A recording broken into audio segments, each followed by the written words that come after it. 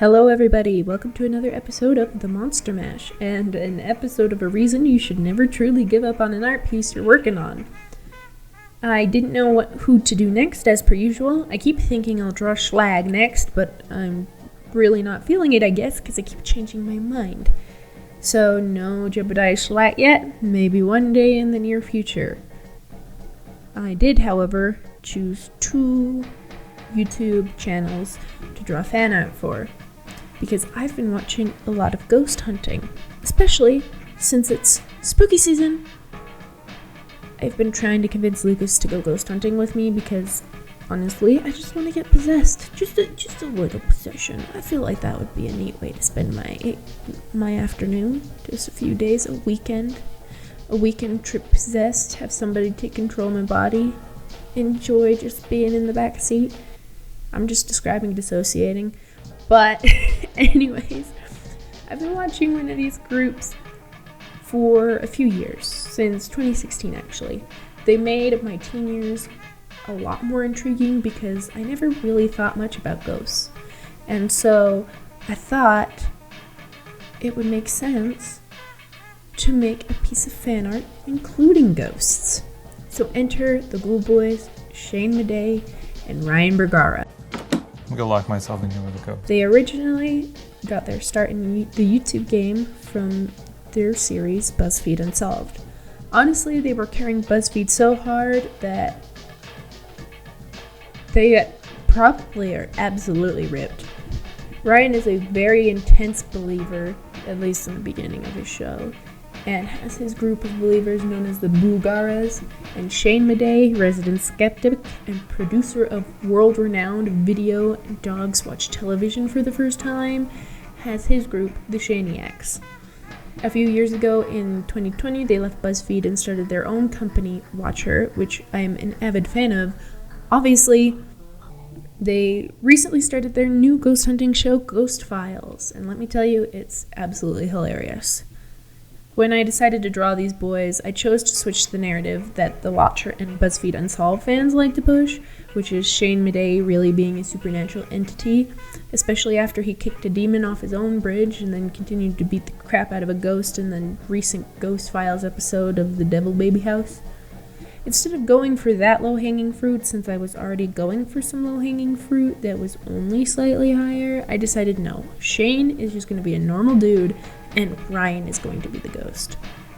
Shane, being a skeptic, he would ignore every spooky thing that happened, and what Ryan does, which is just entertaining to me, but it felt a little lonely of an idea, so I decided that Ryan would have a ghost friend, and Shane a living friend who can hear the ghosts. Enter our second duo, Garrett Watts and Andrew Sawicki, or however you say it. I saw Garrett and Andrew originally on irrelevant YouTuber Shane Dawson's channel, where it felt like they were ignored most of the time and didn't really have their time to shine. Now that they're away from that friendship group, Garrett has really been flourishing in his own ghost hunting career, where he has found more evidence than Shane Dawson ever could, alongside his buddy and now cameraman, Andrew. His and Andrew's style of ghost hunting is pretty unique compared to others. Garrett explained it best as treating them all like normal people. Be kind and happy and quirky. He's seen a lot of people being disrespectful to ghosts. Fuck you, goat man! Holy shit! Sorry, I got something in my throat. But between their humor to cope with their fear and being sweethearts, I'm happy I saw him on his own channel, and having Garrett show up not only on Ghost Files but Puppet History, hosted by Shane Madej, made it more entertaining. I chose Garrett as the ghost because he's a nice boy and has the most supernatural experience out of the two, but Andrew always somehow hears things, so he's our mouthpiece for the ghosts to the only Shane I stan. And sorry, not sorry, Shane Dawson, but the only Shane I stan is Shane Madej. So now the art. What you're seeing is the first attempt. The first poor attempt. It was super bad. First of all, the proportions were off, especially with Shane and his tall, lanky self. I was like, gosh, this sucks. Maybe I should stop what is going on with Shane? His body looks like a freaking wacky inflatable arm flailing tube man. But I couldn't give up on the Ghoul Boys and the Sweet Boys. After a few attempts of drawing Shane, I gave up on this variation of the piece. I usually draw in this semi-realistic, very inconsistent art style that I am trying to get better at and more consistent with. But sometimes you just need to switch up. I decided to switch it up for one of my favorite survival games, Don't Starve.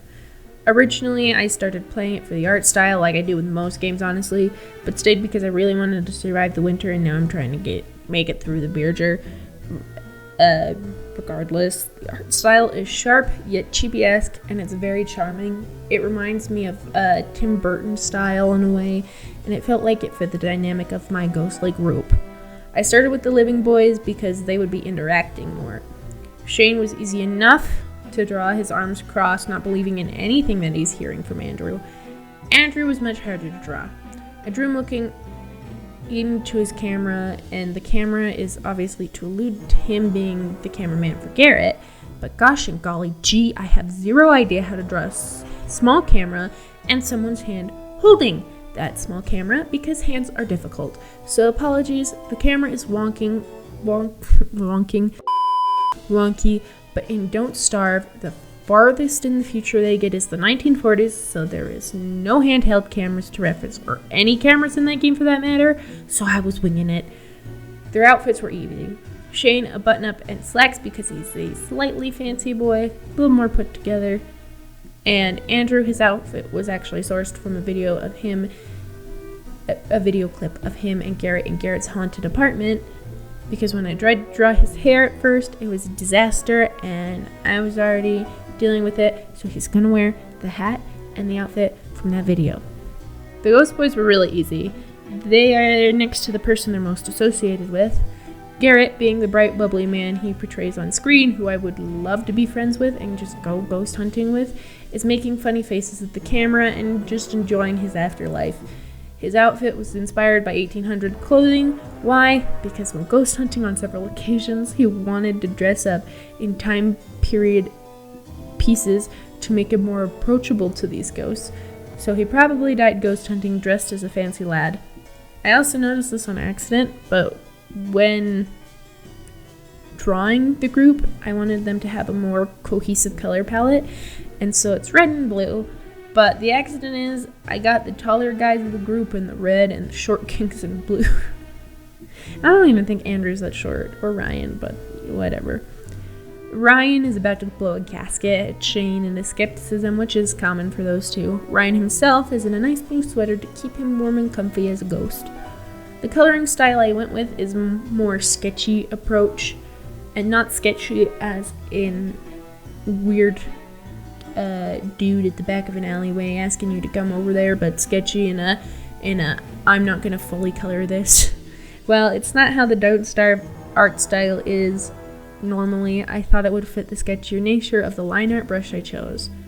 Honestly, I doubt I would personally do this again unless I was drawing in this style, mostly because I desperately wanted to fill it in better, but the solid colors didn't look as good as the scribbly coloring. I also made the Ghost Boys a light source, which was a bit of a bother to my brain. I wanted to shade the Ghost Boys, but they're the light itself. Flames don't have shadows, they create shadows. So it made a bit of a headache for me to come to terms with my decisions. When I got to the end, background is pretty lazy tree painting. I can't really paint trees. Bob Ross would not be proud. Well, he would be proud of me because I'm making art. But my trees aren't that intense, I guess, or aren't that good looking, but I tried.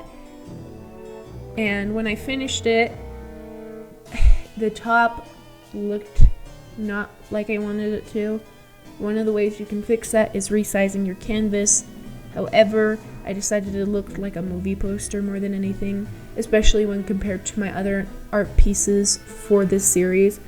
So I gave the art a title, Ghost Hunt. It's probably a wacky animated horror comedy featuring the Sweet Boys and the Ghoul Boys.